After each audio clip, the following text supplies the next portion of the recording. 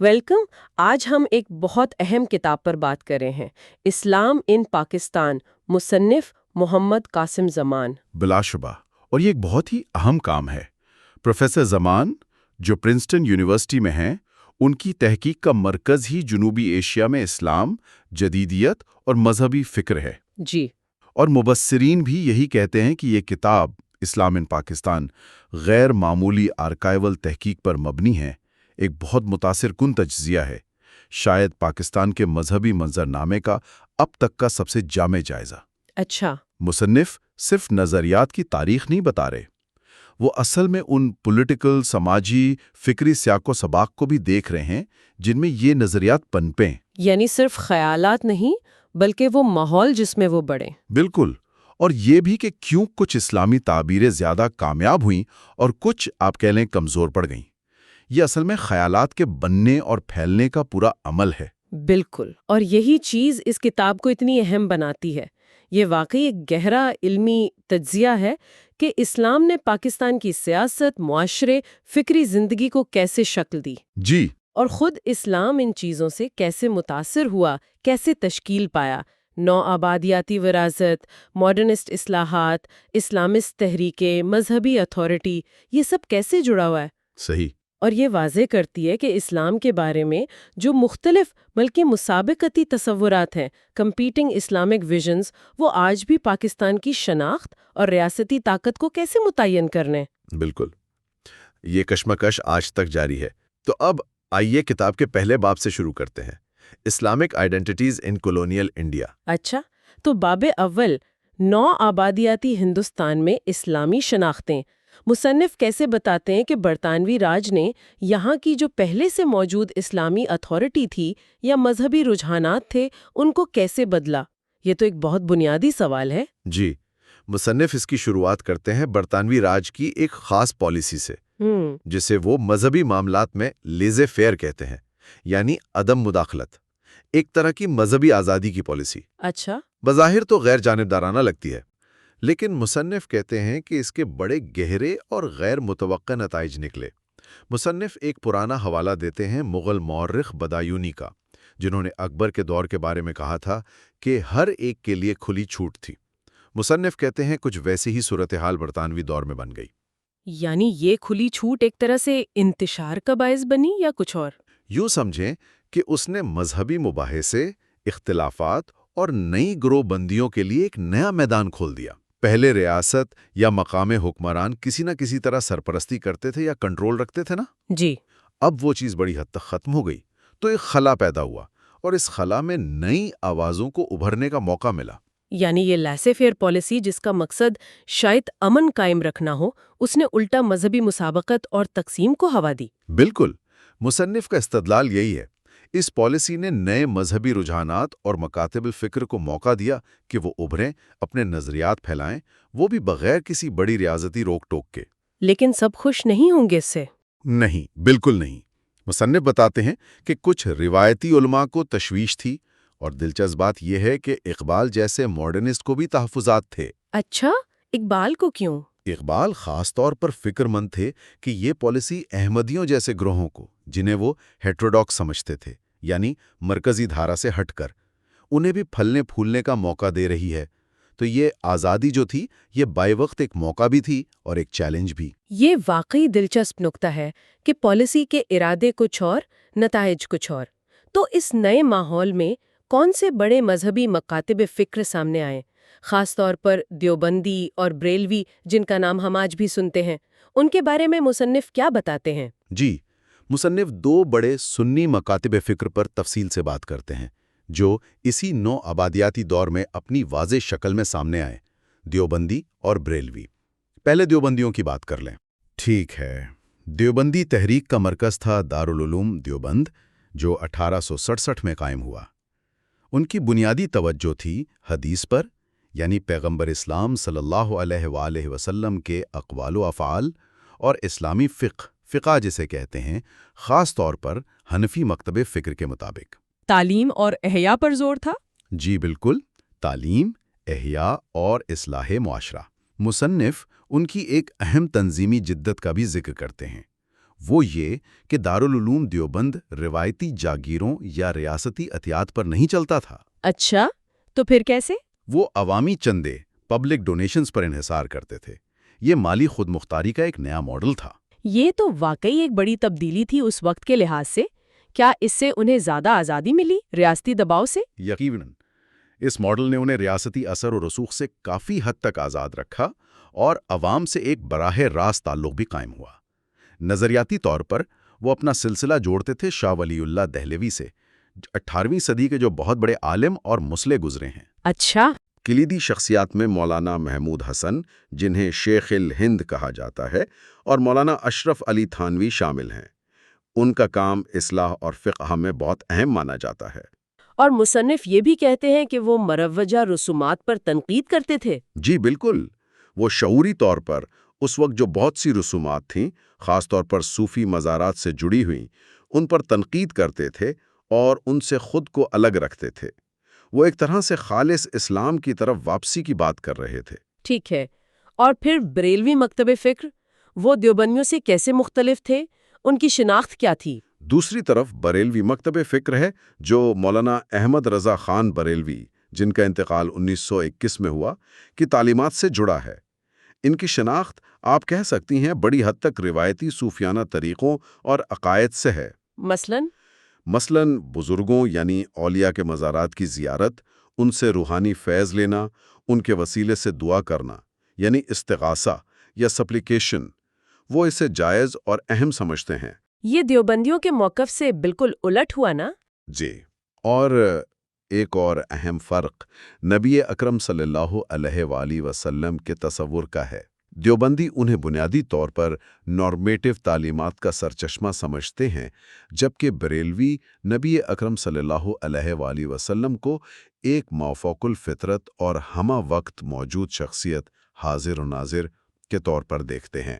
ان سے گہری ذاتی محبت اور عقیدت پر بہت زور دیتے ہیں۔ تو احمد رضا خان نے ان روایتی طریقوں کا صرف دفاع کیا یا انہیں کوئی نئی شکل بھی دی؟ مصنف بتاتے ہیں کہ احمد رضا خان نے صرف ان پر عمل نہیں کیا، بلکہ انہوں نے ان کو ایک مضبوط علمی اور فقہی جواز، اسکالرلی لیجیٹیمیسی دینے کی کوشش کی۔ انہوں نے دیوبندی اور دوسرے ناقدین کے سامنے ان کا مدلل دفاع کیا۔ اچھا۔ لیکن ساتھ ہی وہ بعض ایسی رسومات پر تنقید بھی کرتے تھے جنہیں وہ سمجھتے تھے کہ یہ غیر اسلامی ہیں یا ہندوانہ اثرات کا نتیجہ ہیں۔ وہ خود کو اہل سنت و جماعت یا حقیقی سنی، ٹرو سنیز کہتے تھے۔ ان کا دعویٰ تھا کہ وہی ہندوستان کے مسلمانوں کی اکثریت کے اصل عقائد کی نمائندگی کرتے ہیں۔ تو یہ دونوں بڑے مکاتب فکر ایک ہی وقت میں مضبوط ہو رہے تھے، لیکن اسلام کی تفہیم اور عمل کے بالکل مختلف راستے دکھا رہے تھے۔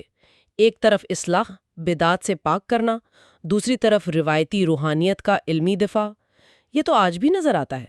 بالکل، یہ کشمکش آج بھی موجود ہے۔ ان دو بڑے گروہوں کے علاوہ کیا مصنف اہل حدیث کا بھی ذکر کرتے ہیں؟ جی ہاں، مصنف اہل حدیث کو بھی اس دور میں ابھرنے والے ایک اور نمایاں مذہبی رجحان کے طور پر شمار کرتے ہیں، دیوبندیوں، بریلویوں اور احمدیوں کے ساتھ۔ مصنف واضح کرتے ہیں کہ نو آبادیاتی دور کے آخر تک اہل حدیث بھی ایک الگ اور واضح شناخت رکھنے والا گروہ بن چکے تھے۔ ان کی خاص بات کیا تھی؟ ان کی بنیادی پہچان، جیسے نام سے ظاہر ہے، براہ راست قرآن اور حدیث پر عمل کرنے پر شدید زور تھا، اور وہ کسی خاص فقہی مکتب فکر کی تقلید یعنی پیروی کو رد کرتے تھے۔ اچھا، یعنی وہ براہ راست نصوص سے استدلال کرتے تھے؟ جی بالکل، وہ فقہی معاملات میں براہ راست قرآن اور حدیث سے دلیل لینے کے قائل تھے۔ تعداد بھی شاید کم تھے، لیکن فکری طور پر ان کا اثر اہم تھا۔ ٹھیک ہے، تو ہمارے پاس یہ مختلف مذہبی مکاتب فکر ہیں جو نوآبادیاتی ہندوستان کے اس نئے ماحول میں اپنی شناخت بنا رہے تھے، لیکن ایک اور بہت اہم گروہ بھی تھا، ماڈرنسٹس۔ مصنف ان کے بارے میں کیا کہتے ہیں؟ یہ کون لوگ تھے؟ ان کا نظریہ کیا تھا؟ سر سید کا کردار تو یقیناً بہت اہم رہا ہوگا۔ بالکل، ماڈرنسٹس کا کردار تو انتہائی کلیدی ہے۔ مصنف سر سید احمد خان، جن کا انتقال 1898 میں ہوا، اور ان کی علی گڑھ تحریک، خاص طور پر محمدن اینگلو اورینٹل کالج، جو بعد میں علی گڑھ مسلم یونیورسٹی بنا، اس کا تفصیل سے ذکر کرتے ہیں۔ ان کا بنیادی مقصد کیا تھا؟ بنیادی مقصد تھا اسلامی تعلیمات اور اقدار کو مغربی علوم، سائنس اور جدیدیت کے ساتھ ہم آہنگ کرنا۔ وہ سمجھتے تھے کہ مسلمانوں کی ترقی کے لیے جدید تعلیم ضروری ہے۔ اور سیاسی طور پر؟ سیاسی طور پر سر سید انگریزوں کے ساتھ تعاون کے حامی تھے اور ہندوستان کے مسلمانوں کی سیاسی پوزیشن کے بارے میں فکر مند تھے۔ اسی لیے انہوں نے انڈین نیشنل کانگریس کی مخالفت کی۔ انہیں ڈر تھا کہ ہندو اکثریت والے ملک میں جمہوری نظام مسلمانوں کے لیے ٹھیک نہیں رہے گا۔ مصنف یہاں ایک بہت ہی دلچسپ نقطہ اٹھاتے ہیں۔ وہ بتاتے ہیں کہ یہ جو ابتدائی ماڈرنسٹ تھے نا، جیسے سر سید، محسن الملک، حالی، ڈپٹی نذیر احمد، ان میں سے اکثر کا اپنا پس منظر روایتی علمی تعلیم کا تھا۔ اچھا، یہ تو دلچسپ بات ہے۔ جی، مثلاً وہ فارسی اخلاقیات، پرشین ایتھکس اور کلاسیکی اسلامی الہیات، اسلامک تھیولوجی سے گہری واقفیت رکھتے تھے۔ ڈپٹی نذیر احمد کا قرآن کا اردو ترجمہ، ان کی کتاب الحقوق والفرائض، یہ سب اسی پس منظر کی عکاسی کرتی ہیں۔ یعنی یہ ماڈرنزم کوئی باہر سے آئی ہوئی چیز نہیں تھی، بلکہ اس کی جڑیں اندر بھی تھیں۔ بالکل، یہ لوگ روایت سے جڑے ہوئے تھے۔ محسن الملک نے امام غزالی اور مولانا رومی پر کام کیا، تو یہ ایک طرح سے روایت کے اندر سے ہی جدیدیت کے ساتھ مکالمہ کرنے کی کوشش تھی۔ یہ واقعی اہم وضاحت ہے۔ اچھا، شبلی نعمانی اور ندوۃ العلوہ کا بھی ذکر آتا ہے، ان کا کیا کردار تھا اس منظر نامے میں؟ جی، مصنف شبلی نعمانی اور لکھنؤ میں 1894 میں قائم ہونے والے ادارے ندوۃ العلماء کا بھی ذکر کرتے ہیں۔ ندوہ اصل میں ایک کوشش تھی روایتی دینی تعلیم جیسے دیوبند میں تھی اور جدید مغربی تعلیم جیسے علی گڑھ میں ان کے درمیان ایک پل بنانے کی، یعنی ایک درمیانی راہ۔ کچھ ایسا ہی۔ شبلی جو خود پہلے علی گڑھ میں تھے، وہ چاہتے تھے کہ علماء جدید دنیا کو بھی سمجھیں اور جدید تعلیم یافتہ لوگ اپنی دینی روایات سے بھی جڑے رہیں۔ لیکن مصنف کہتے ہیں کہ وقت کے ساتھ ندوۃ العلماء کا جھکاؤ علی گڑھ کے بجائے دیوبند کی طرف زیادہ ہو گیا، یعنی وہ جدیدیت سے مفاہمت کی کوشش میں روایتی علماء کے زیادہ قریب رہے۔ تو یہ تمام گروہ، دیوبندی، بریلوی، اہل حدیث، ماڈرنسٹ، یہ سب اپنے اپنے نظریات کو پھیلا رہے تھے۔ یہ پھیلاؤ ہو کیسے رہا تھا؟ آپ نے مدارس اور فنڈنگ کا ذکر کیا، لیکن کیا مصنف ان کے طریقوں، مثلاً پرنٹ کلچر یا تنظیم سازی، اس پر بھی روشنی ڈالتے ہیں؟ یقیناً، مدارس جیسے دیوبند، ندوۃ العلماء، یہ تو تعلیم اور فکر کی تشکیل کے اہم مراکز تھے ہی۔ دیوبند کے عوامی فنڈنگ ماڈل کی بات ہم نے کی۔ جی۔ اس کے علاوہ پرنٹ کلچر یعنی اشاعتی سرگرمیاں، ان کا کردار بہت ہی اہم تھا۔ اگرچہ مصنف اس پر کوئی الگ سے باب نہیں لکھتے، مگر اس باب میں اس کی اہمیت بالکل واضح ہے۔ کس طرح سے؟ کیا مثالیں ہیں؟ کئی مثالیں ہیں، جیسے قرآن کے تراجم شائع ہوئے، ڈپٹی نذیر احمد کا بر مولانا محمود حسن کا ترجمہ جس پر مولانا شبیر احمد عثمانی نے تفسیر لکھی۔ اچھا۔ پھر مباحثاتی تحریریں، پولیمیکل رائٹنگز، یعنی ایک دوسرے کے رد میں یا اپنے دفاع میں جو کتابچے اور مضامین لکھے گئے۔ احمد رضا خان اور ان کے مخالفین کے درمیان جو تحریری جنگ چلی، وہ اس کی بڑی مثال ہے۔ جی، وہ تو بہت مشہور ہے۔ پھر عوامی مقبولیت والی کتابیں، جیسے مولانا اشرف علی تھانوی کی بہشتی زیور، خاص طور پہ خواتین میں دینی تعلیم اور اصلاح کے لیے لکھی گئی اور بے انتہا مقبول ہوئی۔ اور اخبار و رسائل؟ بالکل، جیسے مولانا ابوالکلام آزاد کا الہلال اور البلاغ، انہوں نے صرف مذہبی نہیں بلکہ سیاسی شعور بیدار کرنے میں بھی بڑا کردار ادا کیا۔ تو پرنٹ ایک بڑا ذریعہ بن گیا تھا نظریات پھیلانے کا۔ بہت بڑا، اور اس کے ساتھ ساتھ نئی تنظیمیں بھی بنی، جیسے دیوبند کے فارغ و تحصیل علماء نے جگہ جگہ مدارس اور انجمنیں قائم کی۔ مولانا عبید اللہ سندھی نے دیوبند کے طلباء کی ایک تنظیم جمعیت الانصار بنانے کی کوشش کی، اگرچہ مدرسے کی انتظامیہ کو ان کی سیاسی سرگرمیوں پر کچھ تحفظات تھے۔ تو تعلیم، اشاعت، تنظیم سازی، یہ سب مل کر ان نظریات کو پھیلا رہے تھے اور شناختوں کو مضبوط کر رہے تھے۔ یہ واضح ہے کہ یہ صرف خیالات کی جنگ نہیں تھی، بلکہ باقاعدہ سماجی اور تنظیمی ڈھانچے بن رہے تھے۔ اب ذرا سیاست، قانون اور شناخت کے آپسی تعلق کی طرف آتے ہیں۔ مصنف خلافت تحریک، خلافت موومنٹ کا ذکر کیسے کرتے ہیں؟ کیا اس تحریک نے ان مختلف گروہوں کو قریب لایا یا ان کے اختلافات اور نمایاں ہوئے؟ انگریزوں کے خلاف ایک مشترکہ سیاسی محاذ بنایا ترکی کی خلافت کو بچانے کے لیے۔ کون لوگ تھے اس میں پیش؟ محمد علی جوہر جیسے ماڈرنسٹ رہنما تھے، پھر مولانا عبدالباری فرنگی محلی، مولانا محمود حسن، بعد میں مولانا حسین احمد مدنی جیسے بڑے علماء شامل تھے، تو ایک بڑا اتحاد نظر آیا۔ لیکن کیا یہ اتحاد پائیدار تھا؟ یہی اصل نقطہ ہے۔ مصنف بتاتے ہیں کہ بظاہر اتحاد تو تھا، لیکن اس کے اندرونی تضادات اور تناؤ، انٹرنل ٹینشنز بھی موجود تھے، اور مصنف انہیں بڑی خوبصورتی سے سامنے لاتے ہیں۔ کس قسم کے تناؤ کی بات کریں آپ؟ مثال کے طور پر تحریک میں ہندو مسلم اتحاد پر بہت زور تھا، لیکن جب گاندھی جی جیسے ہندو رہنماؤں کو مسجدوں میں تقریر کے لیے بلایا گیا تو کچھ علماء، خاص طور پر احمد رضا خان بریلوی اور اشرف علی تھانوی، انہوں نے اس پر سخت ناپسندیدگی ظاہر کی۔ اچھا، شرعی بنیادوں پر؟ جی، ان کے نزدیک یہ شرعاً درست نہیں تھا۔ اسی طرح جب گائے کے گوشت کا مسئلہ آیا کہ ہندو مسلم اتحاد کے لیے اسے ترک کر دیا جائے تو مولانا تھانوی نے سخت مخالفت کی۔ ان کا موقف تھا کہ ایک جائز شرعی عمل کو غیر مسلموں کی خاطر نہیں چھوڑا جا سکتا۔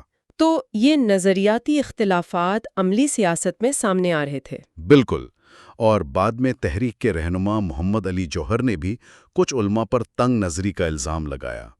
تو مصنف یہ دکھاتے ہیں کہ یہ اتحاد بڑا پرجوش تھا، لیکن اس کی بنیادیں کمزور تھیں۔ جیسے ہی تحریک کا زور کم ہوا، یہ اتحاد بھی بکھر گیا۔ اس سے یہ بھی پتہ چلتا ہے کہ مشترکہ سیاسی مقصد کے باوجود مذہبی تشریحات پر اختلافات کتنے گہرے تھے۔ کیا مصنف اس دور کی قانونی بحثوں، لیگل ڈیبیٹس اور قانون سازی کا بھی ذکر کرتے ہیں؟ کیا قانون کے ذریعے بھی اسلامی شناخت بدل رہی تھی؟ جی ہاں، قانون کا میدان بھی ایک اہم محاذ تھا۔ مصنف خاص طور پر dissolution of Muslim marriages act جو 1939 میں آیا، اس کی مثال دیتے ہیں۔ یہ قانون مسلمان عورتوں کو کچھ خاص حالات میں، جیسے شوہر لاپتہ ہو جائے یا ظلم کرے، عدالت سے نکاح فسخ کروانے کا حق دیتا تھا۔ اس میں علماء کا کیا کردار تھا؟ مصنف بتاتے ہیں کہ اس قانون کی بنیاد فراہم کرنے میں مولانا اشرف علی تھانوی کی کتاب الحلۃ الناجزۃ للحلیلۃ العاجزہ کا بڑا کردار تھا۔ اس کتاب میں انہوں نے حنفی فقہ کے روایتی سخت موقف سے ہٹ کر مالکی فقہ کا سہارا لیا اور عورتوں کے لیے نکاح فسخ کرنے کی گنجائش پیدا کی۔ یہ تو بڑی اہم بات ہے کہ روایتی علماء بھی فقہی استدلال، جورسٹک ریزننگ سے نئے قانونی حل دے رہے ہیں۔ جی، یہ بدلتے حالات کا تقاضا تھا۔ مصنف یہاں مولانا تھانوی کے روایتی فقہی انداز کا موازنہ سر ظفر اللہ خان کے زیادہ ریڈیکل ماڈرنسٹ موقف سے بھی کرتے ہیں، جو اس وقت قانون سازی میں شامل تھے اور خود احمدی کے۔ کس مسئلے پر اختلاف تھا؟ خاص طور پر ارتداد، اپوسٹسی کی صورت میں نکاح کی قانونی حیثیت پر۔ ظفر اللہ خان کا موقف تھا کہ صرف عقیدہ بدلنے سے نکاح خود بخود ختم نہیں ہونا چاہیے۔ یہ بحثیں دکھاتی ہیں کہ عوامی دائرے، پبلک سفیر میں اسلام کی قانونی تعبیر کیا ہو، اس پر شدید مسابقت تھی، اور ریاست یعنی انگریز حکومت ان بحثوں سے متاثر ہو کر قانون بنا رہی تھی۔ اور فرقہ وارانہ شناختیں، سیکٹیرین آئیڈینٹیٹیز، کیا مصنف یہ بتاتے ہیں کہ اس دور میں یہ شناختیں مزید پکی ہو رہی تھیں، شاید زیادہ سخت؟ مصنف کے مطابق بلا شبہ ایسا ہی تھا۔ شناختیں نہ صرف زیادہ واضح ہوئیں بلکہ بعض اوقات ان کے درمیان کشیدگی بھی بڑھی۔ اس کی ایک مثال لکھنؤ میں سنی شیعہ کشیدگی ہے، خاص طور پر مدھیہ صحابہ مہم۔ اچھا، وہ کیا تھی؟ صحابہ کی تعریف میں عوامی جلوس نکالنا۔ اس کی قیادت مولانا حسین احمد مدنی جیسے دیوبندی علماء کر رہے تھے، اور یہ بڑی حد تک شیعہ محرم جلوسوں میں بعض صحابہ پر تنقید یعنی تبرہ کے رد عمل میں تھی۔ تو تقسیم گہری ہو رہی تھی۔ جی، مصنف اس بات کو دہراتے ہیں کہ نو آبادیاتی دور کے آخر تک دیوبندی، بریلوی، اہل حدیث اور احمدی یہ نہ صرف الگ الگ مذہبی گروہ تھے بلکہ ان کی واضح سماجی اور سیاسی شناختیں بن چکی تھیں۔ علامہ اقبال جیسے لوگ فرقہ واریت، سیکٹیرینزم پر تنقید تو کر رہے تھے، لیکن زمینی حقیقت یہی تھی کہ یہ تقسیم گہری ہو رہی تھی اور مذہبی شناختیں زیادہ مضبوطی سے بیان کی جا رہی ہیں۔ تو اس سب کا مجموعی نتیجہ کیا نکلا؟ نو آبادیاتی دور کا یہ پورا منظرنامہ جہاں نئی تحریکیں ابھریں، جدیدیت سے مکالمہ ہوا، نئے ادارے بنے، سیاسی اتحاد بنے اور ٹوٹے، فرقہ وارانہ شناختیں واضح ہوئیں، اس سب نے آنے والے دور یعنی پاکستان کے بننے اور اس کے بعد کے حالات کے لیے کیا بنیاد رکھی؟ مصنف بہت واضح طور پر یہ نتیجہ نکالتے ہیں کہ نو آبادیاتی دور کی یہ تمام بحثیں، یہ تحریکیں، یہ شناختیں، یہ براہ راست پاکستان کی تشکیل اور اس کے ابتدائی نظریاتی خد و خال کی بنیاد بنی۔ کیسے؟ سب سے پہلے تو مسلم شناخت کے بارے میں ہی مختلف مسابقتی نظریات، کمپیٹنگ نوشنز سامنے آئے۔ کیا ہندوستان کے مسلمان ایک الگ قوم ہیں جنہیں الگ ریاست چاہیے، جیسا کہ جناح اور مسلم لیگ کا موقف تھا؟ جی، یا وہ متحدہ ہندوستان میں رہ کر اپنے حقوق کا تحفظ کر سکتے ہیں، جیسا کہ کانگریس کے حامی علماء مولانا آزاد، مولانا حسین احمد مدنی وغیرہ کا خیال تھا؟ یہ تو بنیادی سوال تھا۔ بالکل۔ پھر یہ سوال کہ اگر الگ مسلم ریاست بنتی ہے تو اس میں اسلام کا کردار کیا ہوگا؟ کیا وہ ایک ماڈرنسٹ ریاست ہوگی، مغربی جمہوریت اور اسلامی اقدار کو ملانے والی، یا علماء کے تصور کے مطابق شریعت پر مبنی ہوگی، یا پھر ان گروہوں کے نظریات پر چلے گی جنہیں بعد میں اسلامسٹ کہا گیا، جیسے مولانا مودودی کی جماعت اسلامی؟ یہ تمام امکانات اسی نو آبادیاتی دور کی بحثوں میں موجود تھے۔ تو لاہور قرارداد 1940 اسی کا نتیجہ تھی؟ جی، لاہور قرارداد، جس میں مسلم اکثریتی علاقوں پر مشتمل آزاد ریاستوں انڈیپینڈنٹ سٹیٹس کا مطالبہ کیا گیا، وہ انہی بڑھتے ہوئے رجحانات اور شناختوں کا ایک منطقی نتیجہ تھی۔ مصنف ایک اور بہت اہم نقطہ اٹھاتے ہیں۔ وہ کہتے ہیں کہ جہاں دیوبندی اور بریلوی جیسی مذہبی گروہی شناختیں اس دور میں زیادہ واضح اور مستحکم کرسٹلائزڈ ہوئیں، وہی ماڈرنسٹ کی شناخت وہ زیادہ غیر واضح اور سیال فلوئڈ رہی۔ ان میں آپس میں بھی بہت تنوع تھا۔ اچھا، اور مصنف کے مطابق یہی ابہام، یہی غیر واضح صورتحال مستقبل میں پاکستان کے اندر اسلام کی سرکاری تعبیر کیا ہو، ریاست کی نوعیت کیا ہو، اس پر ہونے والی کشمکش سٹرگل کی بنیاد بنی۔ وہ کشمکش جو آج تک جاری ہے۔ بالکل، جو آج تک پاکستان کی سیاست اور معاشرت میں کسی نہ کسی شکل میں جاری ہے۔ تو باب ایک اصل میں ان تمام پیچیدگیوں کا نقطۂ آغاز بیان کرتا ہے جن سے پاکستان بعد میں نبرد آزما ہوا۔ اب ہم آتے ہیں chapter 2 modernism and its ethical commitments کی طرف۔ یہ باب دراصل اس چیز کو دیکھتا ہے کہ پاکستان بننے کے بعد جو مسلم جدیدیت پسند تھے، مسلم ماڈرنسٹس، انہوں نے کیسے کوشش کی کہ اسلام کو ایتھیکل ریشنلزم یعنی اخلاقی اقلیت پسندی سے، ریفارم سے اور اسٹیٹ بلڈنگ ریاست بنانے کے عمل سے جوڑیں۔ یہ ایک آپ کہہ لیں بڑا پروجیکٹ تھا۔ بالکل، اور مصنف کا پوائنٹ یہی ہے کہ پاکستان کا بننا ان جدیدیت پسندوں کے لیے ایک سنہری موقع تھا۔ جیسے آپ نے کہا، ان میں سے زیادہ تر تو مغرب سے پڑھے ہوئے تھے، صحیح، اور اب پہلی بار انہیں موقع مل رہا تھا کہ حکومت میں آئیں، اقتدار میں آئیں اور اپنے جو نظریات تھے ان کو عملی شکل دیں۔ مطلب یہ صرف تھیوری نہیں رہی، اب وہ پالیسی بنا سکتے ہیں۔ جی بالکل، وہ پالیسی بنا سکتے تھے۔ تو اس باب میں ہم دیکھیں گے کہ فضل الرحمان جیسے جو لوگ تھے ان کا زور کس بات پر تھا، جیسے آپ نے کہا مورل رینیول، اخلاقی تجدید اور قرآن کی ری انٹرپریٹیشن یعنی نئی تشریح، اور اس سب کا سرکاری پالیسی پر کیا اثر پڑا؟ ہاں، اور وہ تضاد بھی جو بڑا دلچسپ ہے کہ ایک طرف تو یہ اخلاقیات، اقلیت کی بات کر رہے ہیں، جی، لیکن دوسری طرف اپنے نظریات کو نافذ کرنے کے لیے انہیں اکثر ریاستی طاقت کا سہارا لینا پڑا، کبھی کبھی تو آمرانہ حکومتوں کا بھی۔ مصنف اسی کو ماڈرنسٹ اتھارٹیرینزم کہتا ہے۔ اچھا، ماڈرنسٹ اتھارٹیرینزم۔ اور شاید اسی تضاد کی وجہ سے پھر ان کا زوال بھی ہوا۔ مطلب ان کے جو اخلاقی نظریات تھے اور جو سرکاری مشینری ہے، بیوروکریسی، اور عوام کے جو مذہبی جذبات تھے، ان کے بیچ میں ایک ٹکراؤ پیدا ہو گیا۔ جی، جو ان کے لیے مہلک ثابت ہوا۔ تو آئیے اس کہانی کو ذرا تفصیل سے دیکھتے ہیں۔ ٹھیک ہے۔ مصنف کے مطابق جدیدیت پسندوں کا ایک بڑا مسئلہ شروع سے ہی علماء کے ساتھ تھا۔ وہ علماء کے جو فرقہ وارانہ رویے تھے، جیسے دیوبندی، بریلوی، اہل حدیث، شیعہ، ان پر وہ سخت تنقید کرتے تھے۔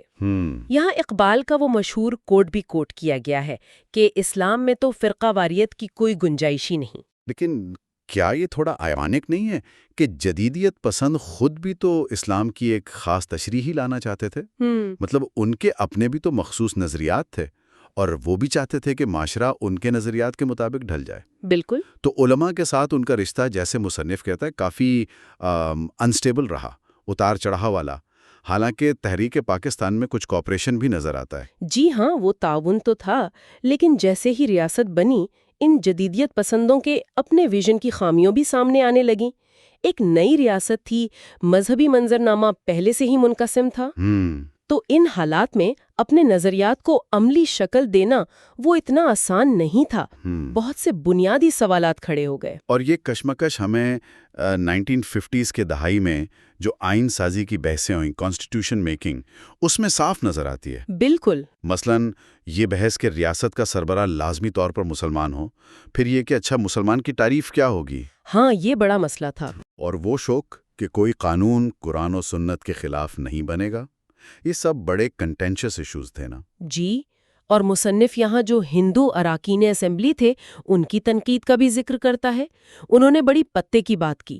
انہوں نے کہا کہ آپ اسلامی نظریات کی بات تو کرتے ہیں لیکن مسلمانوں کی جو عملی زندگی ہے اس کی حقیقتیں کچھ اور ہے.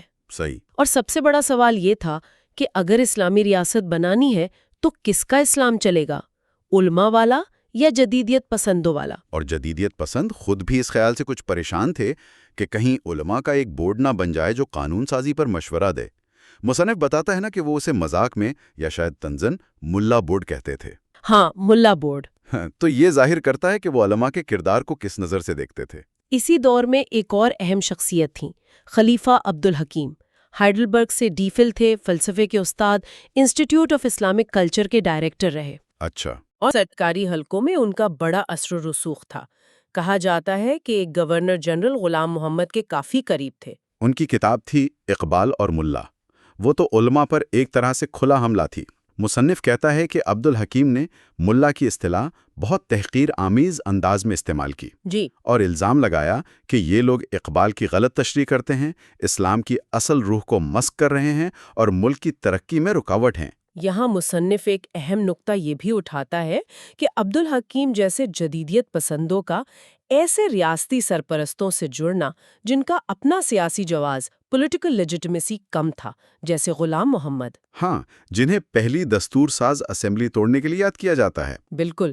تو اس تعلق نے بھی جدیدیت پسند منصوبے کو نقصان پہنچایا. ان کی وابستگی کی وجہ سے ان کے نظریات پر بھی سوال اٹھے. پھر آتا ہے ایوب خان کا دور، 1958 سے 1969. یہ وہ وقت تھا جب آپ کہہ سکتے ہیں جدیدیت پسندی اپنے عروج پر پہنچے. جی، پیک ماڈرنزم.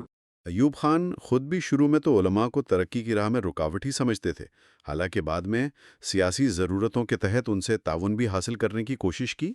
اس کی ایک اچھی مثال 1962 کا آئین ہے.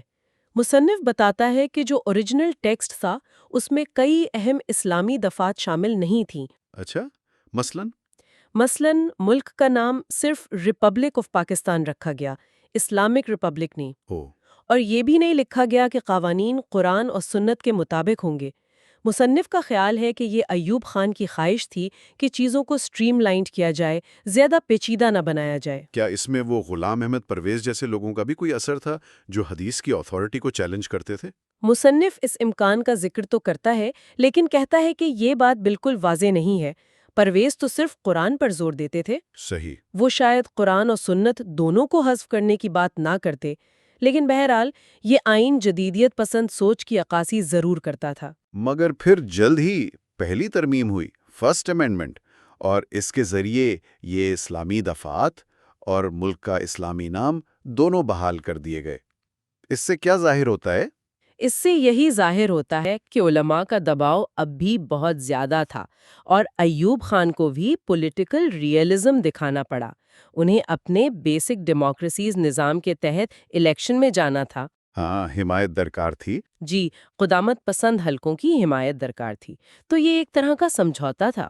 لیکن ایک چیز جس پر ایوب خان قائم رہے وہ 1961 کا مسلم فیملی لاز آرڈیننس تھا. یہ ایک بڑی آپ کہہ لیں جدیدیت پسند اصلاح تھی. بالکل. یہ قانون تو جدیدیت پسند سوچ کی ایک عملی مثال تھا. اس کا مقصد تھا شادی، طلاق اور پولیجنی یعنی ایک سے زیادہ شادیوں کے قوانین میں اصلاح کرنا. کیا کیا تبدیلیاں تھیں اس میں؟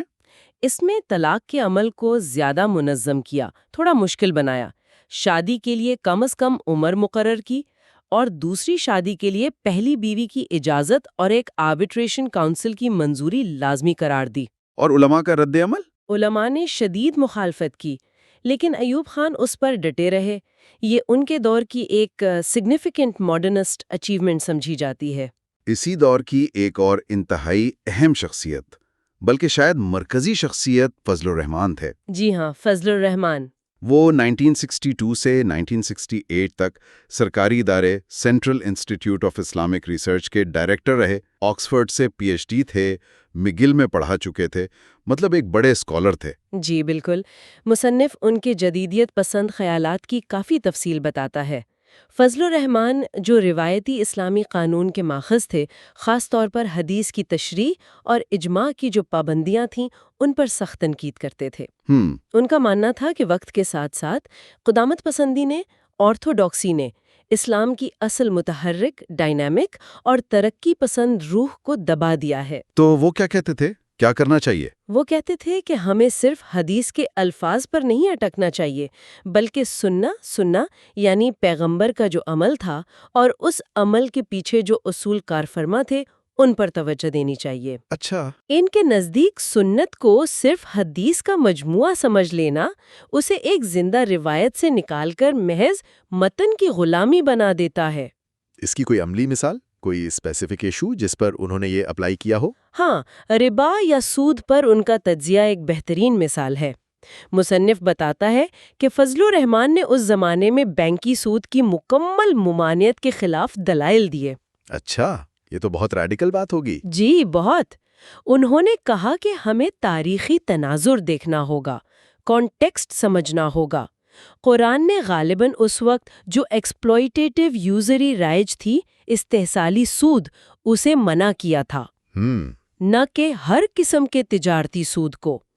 انہوں نے احادیث میں جو تضادات تھے اور اس تصور کا جو تاریخی ارتقا ہوا اس کا بھی جائزہ لیا۔ اور جو اسلام پسندوں اور علماء کا سخت موقف تھا، اس پر انہوں نے تنقید کی، کہا کہ وہ اکثر ایک ایسی حدیث پر انحصار کرتے ہیں جو فضل الرحمان کے مطابق 11ویں صدی میں پیدا ہونے والی کچھ لغوی تعریفوں کا نتیجہ تھی۔ ظاہر ہے اس طرح کے خیالات نے تو شدید تنازعات کو جنم دیا ہوگا۔ بالکل۔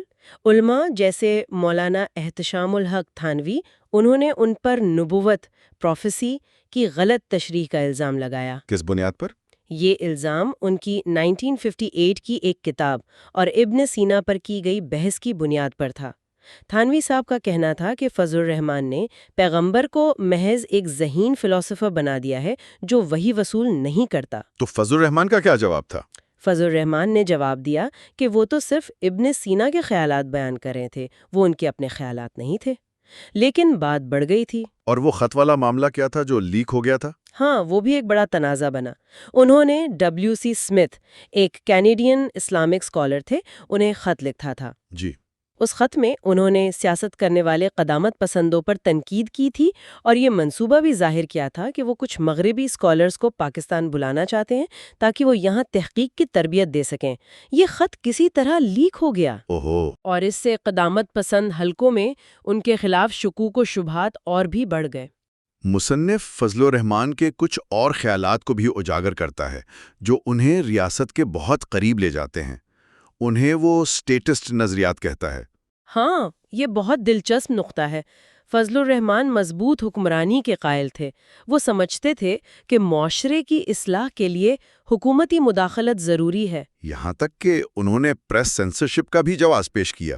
جی، قرآنی تشریح کے ذریعے پریس سینسرشپ کا جواز پیش کرنے کی کوشش کی۔ انہوں نے ایوب خان کے بیسک ڈیموکریسیز نظام کی حمایت کی اور کثیر الجماعتی سیاسی نظام کو غیر اسلامی قرار دیا۔ اور وہ خدا کا موازنہ فوج کے جنرل سے کرنے والی بات، وہ بھی ان کی اسی سوچ کی عکاسی کرتی ہے۔ انہوں نے ارسطو کا حوالہ دیتے ہوئے خدا کے کردار کا موازنہ فوج کے جنرل سے کیا، جیسے جنرل صرف ایک سپاہی نہیں ہوتا بلکہ وہ پوری فوج کے نظم و ضبط، آرڈر کی علامت ہوتا ہے۔ کہ بعد میں ایوب خان کے زوال کے بعد فضل الرحمان نے اپنے اس موقف میں کچھ نرمی پیدا کر لی تھی اور کہا تھا کہ قرآن مضبوط حکمرانی کو صرف ایک عارضی ضرورت کے طور پر برداشت کرتا ہے۔ لیکن جو چیز ان کے لیے سب سے بڑا مسئلہ بنی وہ ان کی 1966 کی کتاب اسلام میں پیش کی گئی ایک دلیل تھی۔ جی بالکل۔ اس کتاب میں انہوں نے یہ نظریہ پیش کیا کہ قرآن کی تشکیل میں خود پیغمبر اسلام صلی اللہ علیہ وسلم کا بھی ایک فعال کردار تھا۔ مطلب یعنی قرآن خدا کا کلام تو ہے، لیکن یہ عام معنوں میں محمد صلی اللہ علیہ وسلم کا کلام بھی ہے۔ مصنف وضاحت کرتا ہے کہ فضل رحمان کا مقصد یہ بتانا تھا کہ وہی ایک پیچیدہ عمل ہے۔ اسے صرف لفظ باللفظ اترنے والا حکم سمجھنا کافی نہیں۔ ان کے خیال میں قدامت پسند فکر وحی کی خراجی نوعیت کو پیغمبر صلی اللہ علیہ وسلم کی شخصیت اور ان کے کردار سے جوڑنے کے لیے فکری اوزار نہیں رکھتی تھی۔ لیکن اس کا رد عمل تو بہت شدید ہوا ہوگا۔ شدید ترین۔ ناقدین نے اسے قرآن کی الہامی حیثیت، اس کی ابدیت اور حتمی اختیار پر براہ راست حملہ سمجھا۔ پورے ملک میں ایک طوفان برپا ہو گیا ہوگا۔ جی بالکل۔ مصنف بتاتا ہے کہ حالات اتنے خراب ہو گئے کہ 1968 میں ان کا استعفیٰ ناگزیر ہو گیا۔ حکومت بھی اس وقت تک کافی کمزور ہو چکی تھی۔ ایوب خان کے خلاف تحریک چل رہی تھی۔ تو حکومت انہیں بچا نہیں سکی؟ نہیں، عوامی دباؤ بہت زیادہ تھا۔ کابینہ کے اجلاس کے منٹ سے پتہ چلتا ہے کہ حکومت کو امن و امان کی صورتحال بگڑنے کا شدید خطرہ تھا۔ ایوب خان نے اپنی ڈائری میں اس پر کیا لکھا؟ ایوب خان نے اپنی ڈائری میں صورتحال پر بڑے افسوس کا اظہار کیا۔ مصنف ان کا اندراج کوٹ کرتا ہے، جس میں وہ لکھتے ہیں کہ یہ معاشرہ پادریوں کے زیر اثر اور جاہل ہے، جو کسی قسم کی تحقیق یا نئی تشریح کو قبول کرنے کو تیار نہیں۔ تو یہ واقعہ ایک طرح سے جدیدیت پسندوں کے ویژن اور ریاستی طاقت کے درمیان جو ایک پیچیدہ اور شاید خطرناک رشتہ تھا، اسے بہت واضح کرتا ہے۔ بالکل۔ فضل رحمان کا ایک آمرانہ حکومت سے اتنا قریبی تعلق آخر میں ان کے خلاف ہی گیا۔ اور یہی ہمیں جدیدیت پسندی کے زوال کی وجوہات کی طرف لے جاتا ہے، جن کا مصنف آخر میں ذکر کرتا ہے۔ جی، کئی وجوہات بیان کرتا ہے۔ سب سے پہلی اور شاید سب سے اہم وجہ یہی تھی کہ جدیدیت پسند اکثر ایسی حکومتوں سے وابستہ رہے جو یا تو غیر مقبول تھیں یا آمرانہ سمجھی جاتی تھیں۔ جیسے خلیفہ عبدالحکیم غلام محمد کے قریب تھے، فضل رحمان ایوب خان کے۔ بالکل۔ اور بعد میں جب مشرف نے انلائٹنڈ ماڈریشن یعنی روشن خیال اعتدال پسندی کا نعرہ لگایا تو اس پر بھی یہی تنقید ہوئی کہ یہ ایک فوجی حکمران کا ایجنڈا ہے۔ مصنف قاضی حسین احمد کا حوالہ دیتا ہے، جنہوں نے کہا کہ مشرف کا منصوبہ پاکستان کی اسلامی شناخت کے لیے خطرہ ہے۔ دوسری وجہ کیا تھی؟ عوامی سطح پر جڑے نہ ہونا؟ ہاں، عوامی مذہبی جذبات اور زمینی حقائق سے ایک طرح کا عدم تعلق۔ جدیدیت پسند اکثر عوام کی مذہبی حساسیت کو سمجھنے میں یا ان سے مکالمہ کرنے میں ناکام رہے۔ ان کے خیالات اکثر ایک ایلیٹ طبقے تک محدود رہے۔ اور ادارہ جاتی کمزوریوں کا بھی ذکر ہے۔ انسٹیٹیوشنز۔ جی، تیسری وجہ یہ تھی کہ ان کے پاس مضبوط ادارہ جاتی بنیادیں نہیں تھیں۔ یونیورسٹیوں میں اسلامیات کے شعبے اس سطح کی تحقیق اور فکر پیدا نہیں کر سکے جو ندوی، پھلواروی یا خود فضل الرحمان جیسے مفکرین کے کام کو آگے بڑھا سکتی۔ کوئی فکری جانشین تیار نہیں ہوئے۔ جی، مصنف لکھتا ہے کہ فضل الرحمان کی فکری میراث آج پاکستان سے زیادہ بیرون ملک، خاص طور پر ترکی اور انڈونیشیا جیسے ممالک میں زندہ ہے۔ ایک نقطہ یہ بھی تھا کہ وہ اپنے ناقدین کو مطمئن نہیں کر پائے، جیسے اقلیتوں کے خدشات تھے۔ بالکل، وہ اقلیتوں کو یہ یقین دہانی کرانے میں ناکام رہے کہ ایک جدید اسلامی ریاست میں ان کے حقوق کا تحفظ کیسے ہوگا۔ ایوب خان کے دور میں جو آئینی کمیشن بنا تھا، اس کی رپورٹ میں جس طرح ایک ہندو رکن اسمبلی کے خدشات کو رد کیا گیا، وہ اس کی ایک مثال ہے۔ اور کیا قدامت پسند حلقوں میں اپنے لیے گنجائش پیدا کرنے میں بھی ناکام رہے؟ ہاں، مصنف کہتا ہے کہ وہ علماء کے اندر جو تنوع تھا، جو لچک تھی، اسے سمجھنے یا اس سے فائدہ اٹھانے میں ناکام رہے۔ وہ اکثر تمام علماء کو ایک ہی خانے میں ڈال کر ترقی کا مخالف سمجھتے رہے، جس کی وجہ سے وہ ان میں سے ممکنہ اتحادی تلاش نہیں کر سکے۔ معاشرے میں آنے والی تبدیلیاں بھی تو اپنا کردار ادا کر رہی ہوں گی۔ یقیناً، بدلتا ہوا سماجی اور سیاسی ماحول بھی ایک اہم عنصر تھا۔ مصنف یہاں محمد حسن عسکری کی دلچسپ مثال دیتا ہے۔ اچھا، وہ ادبی نقاد؟ جی، عسکری پہلے مغربی لٹریری ماڈرنزم کے نقاد تھے، لیکن وقت کے ساتھ ساتھ وہ اسلامی روایت، خاص طور پر مولانا اشرف علی تھانوی کے خیالات کی طرف زیادہ مائل ہو گئے۔ عسکری نے مغربی فکر کی انڈیویجولزم اور مذہبی اتھارٹی کو مسترد کرنے پر سخت تنقید کی، جس کا الزام وہ پروٹسٹنٹزم پر لگاتے تھے۔ عسکری کا بنیادی نقطہ کیا تھا؟ عسکری نے دلیل دی کہ یورپ نے اخلاقیات کو مذہب سے الگ کر دیا ہے، اسے وحی کے بجائے انسانی فطرت اور عقل پر مبنی بنا دیا ہے۔ اس کے برعکس مذہب خود اخلاقیات کا محض ایک پہلو بن کر رہ گیا ہے۔ اور اس کا جدیدیت پسندوں سے کیا تعلق؟ انہوں نے علماء کو خبردار کیا کہ وہ مغربی فکر کے ان چیلنجز سے آگاہ رہیں اور ان مسلم جدیدیت پسندوں سے بھی ہوشیار رہیں جو مغرب کی نکالی میں یہی غلطیاں دہرا رہے ہیں۔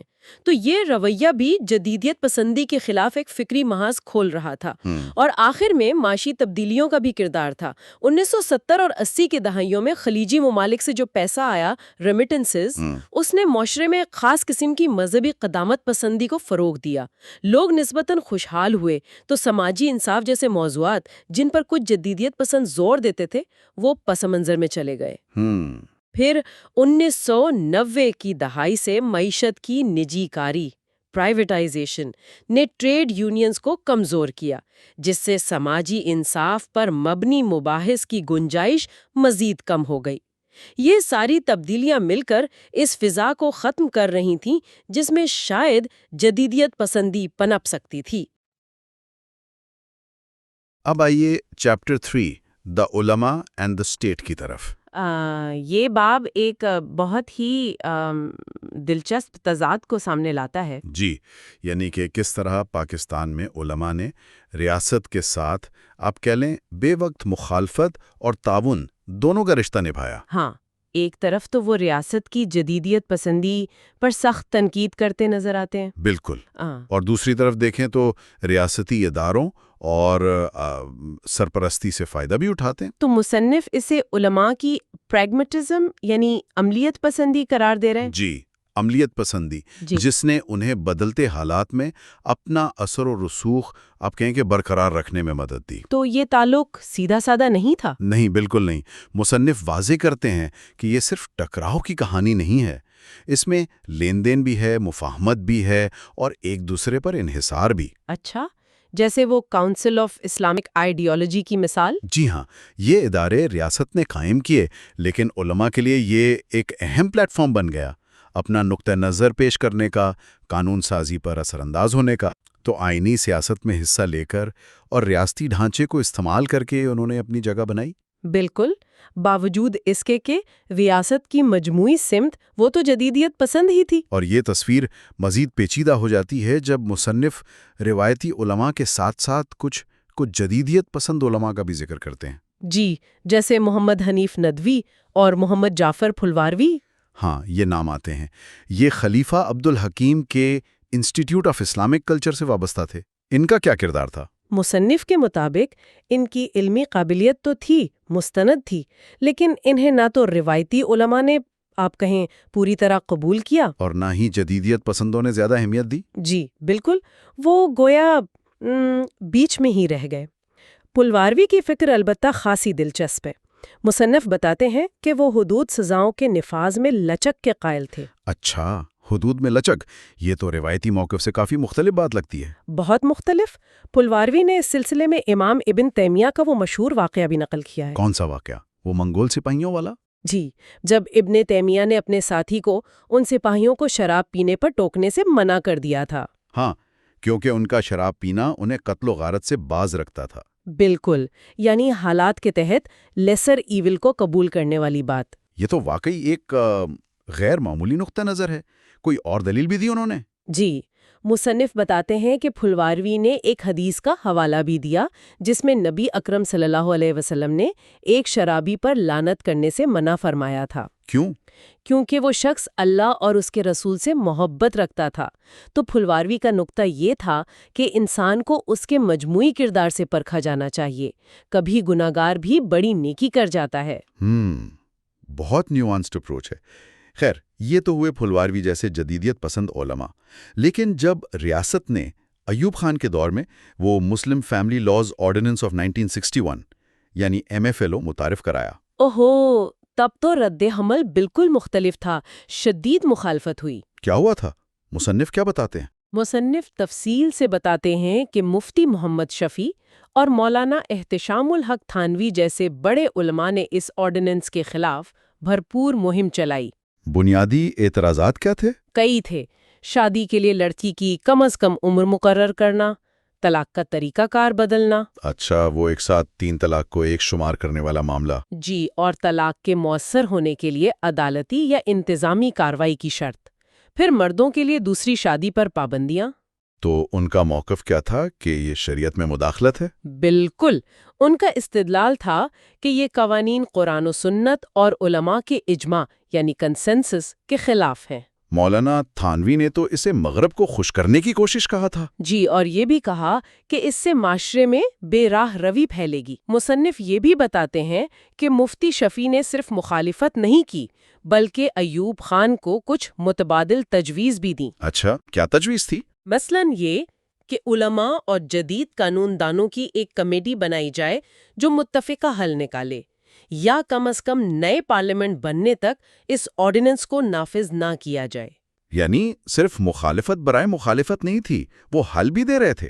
درست، اور یہی کشمکش یعنی روایتی اسلامی قانون اور جدید ریاستی قانون سازی کا تناؤ ہمیں بعد میں بھی نظر آتا ہے، جیسے ضیاء الحق کے حدود آرڈیننسز۔ جی، اور پھر 2006 میں مشرف دور کا پروٹیکشن آف ویمن ایکٹ یعنی PWA۔ ہاں، اس پر بھی بہت بحث ہوئی تھی۔ مصنف مفتی تقی عثمانی کا ذکر کرتے ہیں اس حوالے سے۔ جی، مفتی تقی عثمانی نے حدود آرڈیننسز کا دفاع کیا اور PWA پر سخت تنقید کی۔ ان کے PWA پر کیا بنیادی اعتراضات تھے؟ مصنف کے مطابق مفتی تقی عثمانی کی دلیل تھی کہ PWA خاص طور پر زنا سے متعلق قوانین میں تبدیلی حدود آرڈیننسز کو غیر مؤثر بنا دے گی اور پاکستان ایک فری سیکس زون بن جائے گا۔ اچھا، اور انہوں نے اس بات کو بھی رد کیا کہ حدود آرڈیننسز کا غلط استعمال صرف خواتین کے خلاف ہوتا ہے۔ انہوں نے کسی مغربی اسکالر کا رمالہ بھی دیا تھا شاید؟ جی، چارلز کینیڈی کا، جنہوں نے اپنی تحقیق میں کہا کہ ان قوانین کا غلط استعمال مردوں کے خلاف بھی ہوتا ہے۔ مفتی صاحب کا موقف تھا کہ غلط استعمال کا حل قانون بدلنا نہیں بلکہ انفورسمنٹ میکنزم کو بہتر بنانا ہے۔ اور اس معاملے پر سیاسی سطح پر MMA میں بھی اختلافات ہوئے تھے؟ جی ہاں، مصنف متحدہ مجلس عمل کے اندرونی اختلافات کا بھی ذکر کرتے ہیں۔ PWA کی منظوری پر مولانا فضل الرحمان نے اسمبلیوں سے استعفوں کی مخالفت کی، جبکہ جماعت اسلامی استعفوں کے حق میں تھی۔ بالکل، تو یہ ظاہر کرتا ہے کہ نظریاتی موقف کے ساتھ ساتھ سیاسی مصلحتیں اور حکمت عملی بھی چلتی ہیں۔ ٹھیک ہے، یہ تو ہوئی مخالفت اور تنقید کی بات، لیکن شروع میں آپ نے ذکر کیا تھا کہ مصنف علماء کی پریگمیٹزم اور ریاستی سرپرستی سے فائدہ اٹھانے پر بھی زور دیتے ہیں۔ جی بالکل، اس کی کیا مثالیں ہیں کتاب میں؟ سب سے نمایاں مثال مصنف مفتی محمد شفیع اور ان کے دارالعلوم کراچی کی دیتے ہیں۔ اچھا، وہ کیسے؟ مصنف بتاتے ہیں کہ یہ مدرسہ جس زمین پر شروع ہوا وہ ایویکیوئی پراپرٹی تھی، یعنی متروکہ وقف املاک۔ تو اس کے لیے تو حکومتی رابطے ضروری ہوتے ہوں گے نا؟ لامحالہ سیاسی اثر و رسوخ درکار ہوتا تھا، تو ایک طرف MFLO پر تنقید، دوسری طرف ادارے کے لیے ریاستی نظام سے استفادہ، یہی وہ عملیت پسندی ہے۔ یہ واقعی ایک دلچسپ نکتہ ہے۔ اور صرف یہی نہیں، مفتی شفیع خود حکومت کے قائم کردہ تعلیمات اسلامیہ بورڈ اور دوسری کمیٹیوں کے رکن بھی رہے۔ یعنی وہ نظام سے بالکل الگ نہیں تھے؟ نہیں، وہ اس کے اندر رہ کر کام کرنے اور اثر انداز ہونے پر یقین رکھتے تھے۔ یہاں تک کہ مصنف نے ان کی مشہور تفسیر معرف القرآن کا بھی ذکر کیا ہے کہ اس کا آغاز بھی ایک سرکاری ریڈیو پروگرام سے ہوا تھا۔ بالکل، یہ تفصیلات اسی پیچیدہ تعلق کو دکھاتی ہیں کہ نظریاتی اختلاف اپنی جگہ، عملی سطح پر تعاون اور لین دین جاری رہتا ہے۔ اور یہ پریگمیٹزم صرف انفرادی نہیں، اداروں کی سطح پر بھی نظر آتی ہے۔ جی ہاں، مدارس اور تنظیمیں بھی اپنے مقاصد کے لیے قانونی ہوں یا مالی ریاستی اداروں سے معاملات کرتی ہیں۔ اس سے جڑا ہوا ایک اور اہم موضوع ہے مدارس کی اصلاحات کا۔ یہ بھی تو ایک مستقل مسئلہ رہا ہے علماء اور ریاست کے درمیان۔ یقیناً، مصنف بتاتے ہیں کہ مختلف حکومتیں بار بار کوششیں کرتی رہی ہیں مدارس کے نظام میں اصلاحات کی، انہیں قومی دھارے میں لانے کی۔ کب سے چل رہی ہے یہ سلسلہ؟ 1962 میں ایوب خان دور کی کمیٹی سے شروع ہوتا ہے، پھر 1979 میں ضیاء دور کی رپورٹ، پھر مشرف دور میں تو بہت زور تھا اس پر۔ مقاصد کیا تھے ان اصلاحات کے؟ کم و بیش ایک جیسے ہی رہے ہیں۔ مدارس میں جدید مضامین شامل کرنا، انگریزی، ریاضی، سائنس وغیرہ۔ اور مالی نگرانی، ریگولیشن؟ جی، مالی معاملات میں شفافیت لانا، ان کی نگرانی کرنا اور ان کی اسناد کو سرکاری تعلیمی نظام کے برابر تسلیم کرنا، matric, F A, B A, M A کے برابر۔ لیکن علماء کا رد عمل کیا رہا؟ مزاحمت؟ ہاں، زیادہ تر روایتی علماء نے شک کی نگاہ سے دیکھا۔ مصنف مولانا محمد یوسف لدھیانوی کا حوالہ دیتے ہیں۔ دیوبندی عالم؟ جی، وہ ان اصلاحات کو مدارس کی خود مختاری اور ان کے بنیادی مقصد یعنی خالص دینی تعلیم کے لیے خطرہ سمجھتے تھے۔ انہوں نے تو شاید یہ بھی کہا تھا کہ یہ اسلام کو تباہ کرنے کی کوشش ہے۔ جی بالکل، کہ مدارس کو قومی دھارے میں لانے کا مطلب انہیں اصل مقصد سے ہٹانا ہے۔ یہ خدشہ بہت سے علماء کو تھا کہ حکومت کنٹرول چاہتی ہے، اثر کم کرنا چاہتی ہے۔ لیکن کیا یہاں بھی کسی قسم کی عملیت پسندی نظر آئی؟ کیا سب کچھ مسترد کر دیا گیا؟ نہیں، یہاں بھی پریگمیٹزم ہے۔ شدید تحفظات کے باوجود مدارس کے جو وفاق ہیں، بورڈز، انہوں نے حکومت سے مذاکرات کیے۔ اور کوئی درمیانی راہ نکالی؟ جی، انہوں نے اپنے نصاب یعنی درس نظامی کے ساتھ ساتھ سرکاری اسکولوں کے لازمی مضامین پڑھانے پر اتفاق کر لیا۔ اور اس کے بدلے میں کو یونیورسٹی کی ایم اے عربی اسلامیات کی ڈگری کے برابر تسلیم کر لیا۔ اچھا، تو اس سے مدارس کے طلباء کو کیا فائدہ ہوا؟ بہت بڑا فائدہ۔ ان کے لیے سرکاری ملازمتوں کے دروازے کھل گئے، خاص طور پر اسکولوں، کالجوں میں عربی اور اسلامیات کے استاد کی نوکریاں۔ یہ تو واقعی ایک بڑی تبدیلی تھی۔ جی، اس نے مدارس کے طلباء کو ایک طرح سے قومی تعلیمی نظام کا حصہ بنا دیا۔ مصنف یہ بھی بتاتے ہیں کہ کئی بڑے علماء نے خود بھی یونیورسٹیوں سے ڈگریاں لیں۔ جیسے مفتی تقی عثمانی؟ جی، انہوں نے قانون کی ڈگری لی۔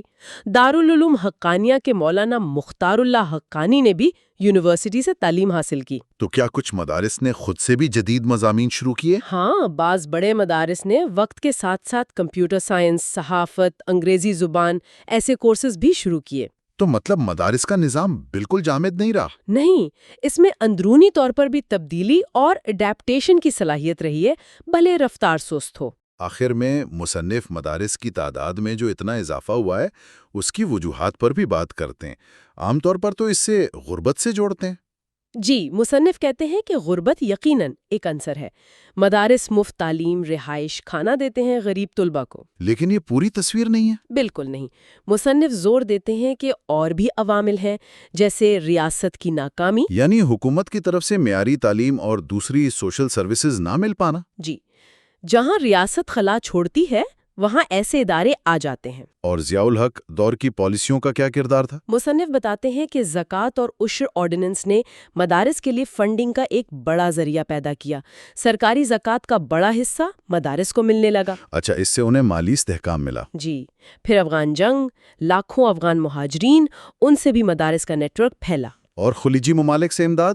ہاں، خاص طور پر سعودی عرب سے بھاری مالی امداد آئی، جس کے ساتھ ظاہر ہے کچھ نظریاتی اثرات بھی آئیں۔ تو یہ سب عوامل مل کر مدارس کے پھیلاؤ کی ایک زیادہ پیچیدہ تصویر پیش کرتے ہیں۔ Now let's come to chapter 4, Islamism and the sovereignty of God. مصنف یہاں ایک بہت بنیادی سوال سے بحث شروع کرتا ہے کہ یہ اسلامت سیاسی فکر میں اللہ کی حاکمیت کا تصور یہ کیسے مرکزی حیثیت اختیار کر گیا؟ قرآن مجید میں تو ظاہر بار بار ذکر ہے اللہ کی مطلق طاقت کا، اختیار کا، عظمت کا۔ جی بالکل۔ جیسے سورہ یوسف کی آیت 40، حضرت یوسف علیہ السلام کا قول ہے کہ اختیار الحکم صرف اللہ کا ہے۔ صحیح۔ یا پھر سورہ آل عمران آیت 26 کہ اللہ جسے چاہتا ہے اختیار الملک دیتا ہے اور جس سے چاہتا ہے چھین لیتا ہے۔ یہ حوالے تو بہت واضح ہیں نا؟ بالکل واضح ہیں، اور ان آیات سے اللہ کی حاکمیت یعنی سوورینٹی آف گاڈ کا تصور نکالنا بظاہر تو بڑا سیدھا لگتا ہے۔ ہاں، کچھ مترجمین جیسے آپ نے ذکر کیا مارماڈیوک پکتھول کا، انہوں نے تو الملک کا ترجمہ براہ راست سوورینٹی ہی کر دیا ہے۔ اچھا، یہ جو سوورینٹی کا لفظ ہے نا، یہ یورپین پولیٹیکل تھاٹ کی پیداوار ہے۔ او اچھا. اس کا ایک خاص تاریخی پس منظر ہے اور یہ ماڈرن اسٹیٹ کے قیام کے ساتھ جڑا ہوا ہے. صحیح. تو جس معنی میں جان برڈن یا تھامس ہابس سوورینٹی کی بات کر رہے تھے، وہ ضروری نہیں کہ قرون وسطیٰ کے مسلم مفسرین کے الحکم یا الملک کے تصور سے میل کھاتا ہو. یہ ایک طرح کی آپ کہہ لیں کنسیپچول ٹرانسلیشن کا مسئلہ ہے. یہ تو بڑا دلچسپ نقطہ ہے. مطلب ایک مغربی سیاسی تصور کو آپ کہہ رہے ہیں کہ براہ راست اسلامی کلامیات میں فٹ کرنے کی کوشش کی گئی؟ کچھ ایسا ہی. مصنف کا کہنا ہے کہ 20ویں صدی میں جب مسلم مفکرین ماڈرن اسٹیٹ کے چیلنجز یا اس کے امکانات سے نمٹ رہے تھے تو ان کے لیے سوورینٹی کا مطلب کم و بیش وہی تھا جو برڈن یا ہابز نے بیان کیا تھا. تو پھر سوال کیا بنا؟ تو ان کے سامنے بنیادی سوال یہ کھڑا ہو گیا کہ یہ مطلق اختیار یا سوورینٹی کیا یہ کسی انسان کو حاصل ہو سکتا ہے یا عوام کے کسی گروہ کو یا ریاست جیسی آرٹیفیشل پرسن کو، یا یہ صرف اور صرف اللہ کے لیے ہی مخصوص ہے؟ اور یہیں سے پھر اسلامسٹ مفکرین سامنے آتے ہیں؟ بالکل. یہیں سے 20ویں صدی کے جو با اثر اسلامسٹ نظریاتی مفکرین ہیں، جیسے بر صغیر میں مولانا مودودی اور مصر میں سید قطب، وہ میدان میں آتے ہیں. ان کا کیا موقف تھا؟ ان کا استدلال بڑا واضح تھا اور دو ٹوک تھا کہ اللہ کے قانون یعنی شریعت اور اس کے جتنے بھی مذہبی اور سیاسی تقاضے ہیں ان کے سامنے مکمل طور پر سر تسلیم خم نہ کرنا دراصل شرک یعنی آئیڈولیٹری ہے. شرک یعنی سب سے بڑا گناہ؟ جی، توحید پر مبنی نظام فکر میں شرک سے بڑا کوئی گناہ نہیں. تو معاملہ صرف عبادت کا نہیں رہا بلکہ یہ سیاسی اور قانونی اختیار کا بھی بن گیا. اور سید قطب نے تو اس کے لیے ایک خاص اصطلاح بھی استعمال کی تھی، الحاکمیہ. جی ہاں، الحاکمیت. مصنف نشاندہی کرتا ہے کہ یہ اصطلاح الحاکمیت دراصل ایک نیولوجزم ہے، یعنی ایک نئی گھڑی ہوئی اصطلاح ہے. اچھا. اگرچہ اس کی بنیاد قرآن کے لفظ الحکم پر ہے جس کا مطلب اختیار یا فیصلہ ہے، لیکن قطب نے اسے ایک بالکل انقلابی سیاسی مفہوم پہنا دیا. کیا مطلب؟ یہ صرف اللہ کے فیصلے کرنے کا اختیار نہیں تھا بلکہ یہ ایک مکمل نظام زندگی کا مطالبہ تھا جس میں قانون سازی کا حق صرف اور صرف اللہ کو حاصل ہو، اور اس تصور کو رد کرنا قطب کے نزدیک صریحاً کفر تھا. اوہ، یہ تو بہت سخت موقف ہے. جی. اچھا، تو اس کا مطلب ہے کہ قدیم علماء اور یہ جدید اسلامسٹس کی تشریحات میں ایک بڑا فرق نظر آتا ہے. بالکل.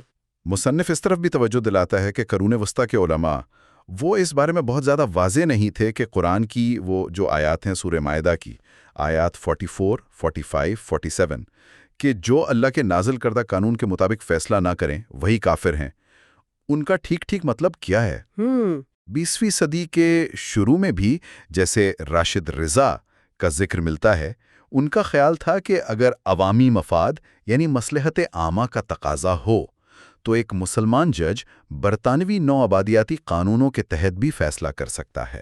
اچھا. جی، تو اس سے تو لگتا ہے کہ رضا کے نزدیک اللہ کی حاکمیت کا تصور ہر قسم کے انسانوں کے بنائے ہوئے قوانین کو یکسر مسترد نہیں کرتا تھا. بالکل.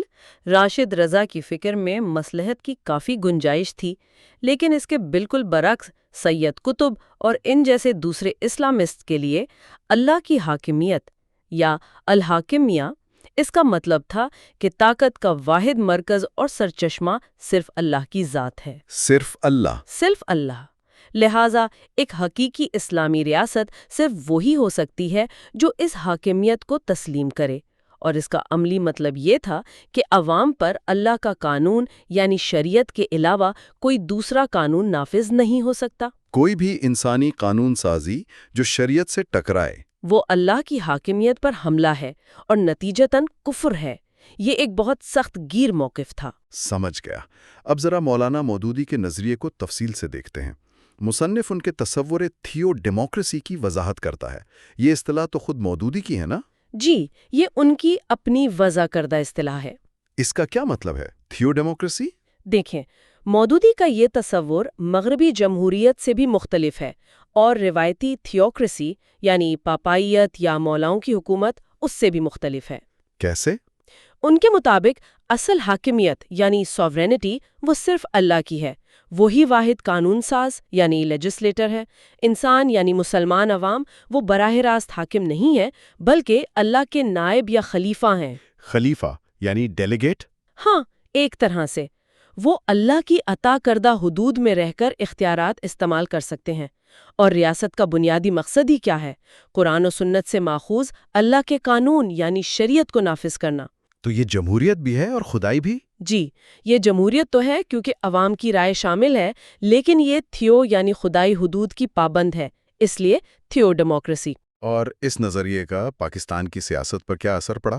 مصنف بتاتا ہے کہ مودودی کے خیالات نے پاکستان کی جو ابتدائی آئینی بحثیں تھیں ان کو بہت زیادہ متاثر کیا، خاص طور پر 1949 کی قرارداد مقاصد یعنی آبجیکٹیوز ریزولوشن کو۔ جی بالکل۔ یہ بات بھی دلچسپ ہے کہ مودودی خود تو شروع میں پاکستان کے قیام کے ہی خلاف تھے۔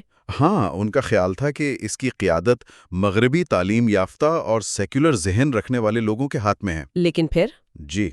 لیکن جب پاکستان بن گیا اور پھر یہ قرارداد مقاصد پیش ہوئی جس میں یہ اعلان کیا گیا کہ پوری کائنات کی حاکمیت اللہ تعالیٰ کو حاصل ہے اور پاکستان میں اختیارات عوام اللہ کی مقرر کردہ حدود کے اندر رہ کر استعمال کریں گے، تو مودودی اور ان کی جماعت اسلامی نے اسے ایک مثبت پیش رفت سمجھا۔ اگرچہ یہ ان کے معیار پر پوری نہیں اترتی تھی۔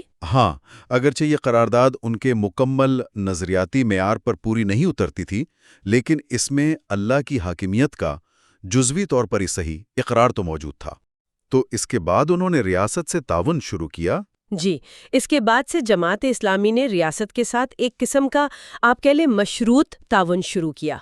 یہ ایک اہم موڑ تھا جہاں ایک نظریاتی تحریک عملی سیاست کے دائرے میں شامل ہوئی۔ لیکن مودودی کے نظریے میں ایک اور اہم پہلو بھی ہے جس کی مصنف نشاندہی کرتا ہے، وہ یہ کہ اللہ کی مطلق حاکمیت پر اتنا زور دینے کے باوجود انہوں نے شریعت کے دائرے کے اندر انسانی قانون سازی یعنی ہیومن لیجسلیشن کی گنجائش کو مکمل طور پر ختم نہیں کیا۔ کیا یہ تضاد نہیں لگتا؟ بظاہر لگتا ہے، لیکن مودودی جس کی وضاحت کرتے ہیں ان کے مطابق شریعت میں کچھ چیزیں تو ابدی اور غیر متبدل احکام ہیں، اٹرنل رولنگز جنہیں کہتے ہیں، جیسے بنیادی عقائد، عبادات یا حدود کے قوانین۔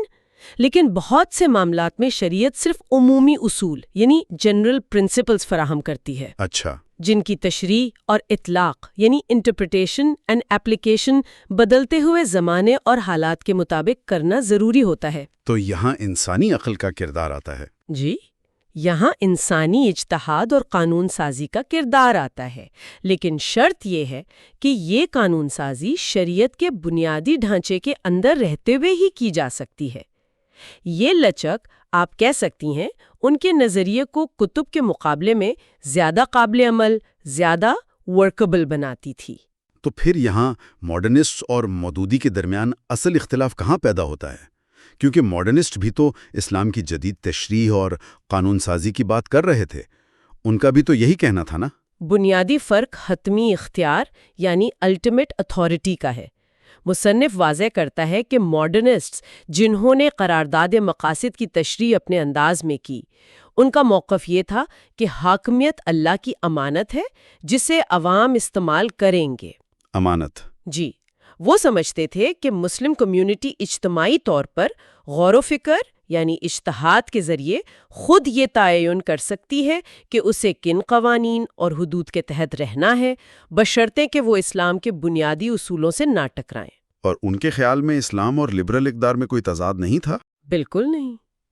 ان کے خیال میں تو اسلام ہی ان اقدار کا حقیقی سرچشمہ ہے، جبکہ مودودی کے نزدیک یہ سوچ ہی شرک کے قریب تھی۔ بالکل، مودودی کے لیے یہ تصور کہ مسلم کمیونٹی خود اپنی حدود متعین کرے، چاہے وہ شریعت کی تشریح کے نام پر ہی کیوں نہ ہو، یہ اللہ کی براہ راست اور مطلق حاکمیت کی نفی تھی۔ اوہو۔ ان کے نزدیک حدود کا تعین صرف اور صرف اللہ کا اختیار ہے، کمیونٹی کا نہیں۔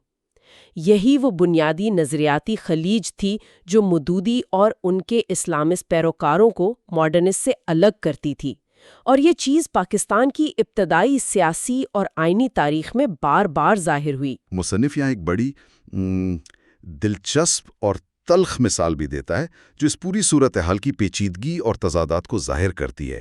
یہ ظفر اللہ خان کا واقعہ ہے۔ ہاں، ظفر اللہ خان کا واقعہ قرارداد مقاصد پر بحث کے دوران۔ جی، جو اس وقت پاکستان کے وزیر خارجہ تھے اور احمدی کمیونٹی سے تعلق رکھتے تھے۔ جی، انہوں نے اسمبلی میں تقریر کرتے ہوئے غیر مسلم اقلیتوں کو یقین دہانی کرانے کی کوشش کی کہ قرارداد مقاصد میں اللہ کی حاکمیت کے اعلان اور ریاست و مذہب کو لازم و ملزوم قرار دینے سے انہیں گھبرانے کی ضرورت نہیں۔ انہوں نے کہا کہ اسلامی ریاست اقلیتوں کے حقوق کا تحفظ کرے گی۔ جی، انہوں نے یہی دلیل دی۔ مصنف یہاں اس شدید ستم ظریفی یعنی آئرنی کی طرف اشارہ کرتا ہے کہ ظفر اللہ خان خود ایک ایسی مذہبی اقلیت سے تعلق رکھتے تھے جس کی حیثیت نئی بننے والی مسلم ریاست میں شدید متنازع تھی، اور اسی اسمبلی میں اور ستم ظریفی یہ بھی کہ اسی اسمبلی کے ایک اور رکن مولانا شبیر احمد عثمانی جو ایک بڑے عالم دین تھے، وہ پہلے ہی احمدیوں کو مرتد اور واجب القتل قرار دینے کا فتویٰ جاری کر چکے تھے۔ اللہ اکبر۔ یہ واقعہ اس وقت کی نظریاتی کشمکش اور عملی تضادات کی ایک بہت المناک تصویر پیش کرتا ہے۔ یہ واقعی ایک چونکا دینے والی مثال ہے۔ اچھا، اب آتے ہیں جماعت اسلامی کی عملی سیاست کی طرف۔ نظریاتی طور پر تو مودودی کا موقف بہت واضح تھا، لیکن کیا جماعت اسلامی نے سیاسی میدان میں اسی سختی سے عمل کیا؟ نہیں، یہاں عملیت پسندی یعنی پریگمیٹزم کا عنصر غالب نظر آتا ہے۔ مصنف بتاتا ہے کہ جماعت اسلامی نے قرارداد مقاصد کو قبول کیا اور پھر بعد میں آنے والے دساتیر جیسے 1956، 1962 اور 1973 کے آئین کو بھی تسلیم کیا، حالانکہ ان میں سے کوئی بھی دستور مودودی کے بیان کردہ خالص اسلامی ریاست کے معیار پر پورا نہیں اترتا تھا۔ تو اس کی وجہ کیا بتائی گئی؟ اس عملیت پسندی کا جواز یہ پیش کیا گیا کہ موجودہ سیاسی نظام میں شامل ہو کر ہی اسے اندر سے تبدیل کیا جا سکتا ہے اور بتدریج یعنی گریجولی اسلامی نظام کی طرف لے جایا جا سکتا ہے۔ یہ تدریجی تبدیلی کا نظریہ تھا۔ کیا اس رویے پر تنقید بھی ہوئی، جماعت کے اندر یا باہر سے؟ یقیناً ہوئی۔ مصنف ذکر کرتا ہے کہ بیرونی ناقدین نے تو اسے جماعت کی نظریاتی کمزوری یا حتیٰ کہ منافقت، ہائپوکریسی قرار دیا۔ لیکن دلچسپ بات یہ ہے کہ جماعت کے اندر سے بھی تنقید ہوئی، خاص طور پر 1957 میں جب جماعت نے مخلوط انتخابات کی حمایت کی تو اندرونی طور پر ایک بحران پیدا ہوا اور مودودی پر سمجھوتا پرستی، کمپرومائز کا الزام لگا۔ تو مودودی نے اس کا دفاع کیسے کیا؟ انہوں نے دلیل یہ دی کہ جب تک ایک مکمل صالح اور اسلامی سیاسی نظام قائم نہیں ہو جاتا، اس وقت تک جماعت کے سیاسی اقدامات کو اس کے حتمی نظریاتی اصولوں کی کسوٹی پر نہیں پرکھا جا سکتا۔ یعنی حالات کے مطابق فیصلے؟ گویا ناگزیر حالات میں کیے گئے اقدامات مثالی حالات کے اصولوں سے مختلف ہو سکتے ہیں۔ یہ ایک طرح سے لیسر ایول کو قبول کرنے کی دلیل تھی۔ یہ تو بڑا پیچیدہ معاملہ ہے۔ اب آخری اور اہم سوال کی طرف آتے ہیں جس پر مصنف نے غور کیا ہے۔ جی؟ وہ یہ کہ اللہ کی حاکمیت کا تصور جو کہ صرف مودودی یا اسلامسٹ تک ہی محدود نہیں تھا، بلکہ بہت سے دوسرے مسلم مفکرین اور علماء بھی اس کی بات کر رہے تھے۔ آخر یہ تصور اتنا زیادہ مودودی اور جماعت اسلامی کے ساتھ ہی کیوں جڑ گیا؟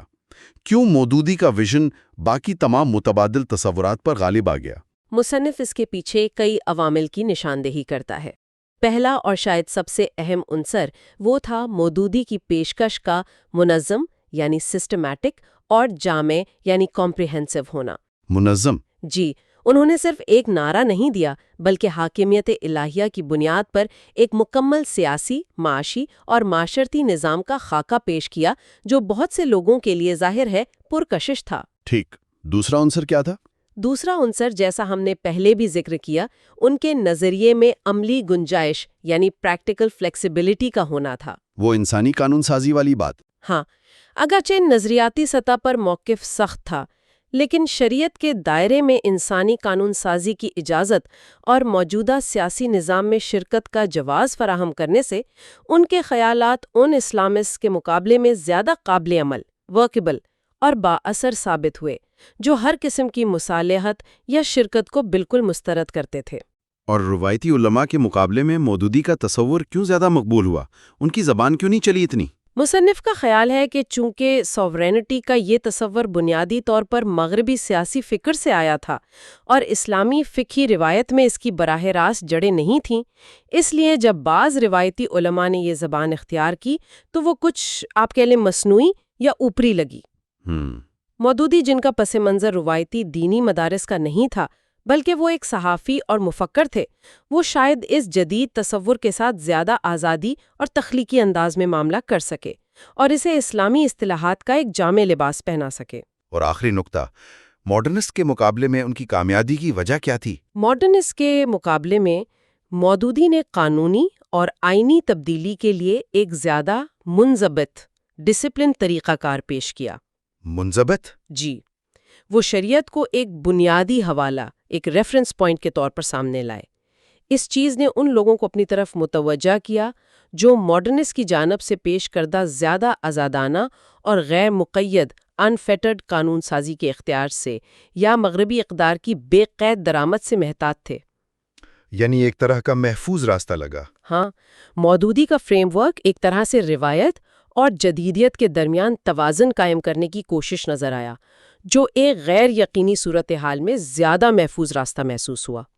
تو ان تمام عوامل نے مل کر مصنف کے مطابق مودودی کے ویژن کو پاکستان اور وسیع تر مسلم دنیا میں اللہ کی حاکمیت کے تصور کی سب سے مؤثر اور پائیدار تشریح بنا دیا۔ کتاب کے بقیہ ابواب دوسرے حصے میں بیان کیے جائیں گے۔ اگر یہ گفتگو پسند آئی تو نیچے دوسرا حصہ یعنی سیکنڈ پارٹ کمنٹ کریں تاکہ ہم دوسرے حصے پر ویڈیو بنا سکیں۔ سننے کا شکریہ۔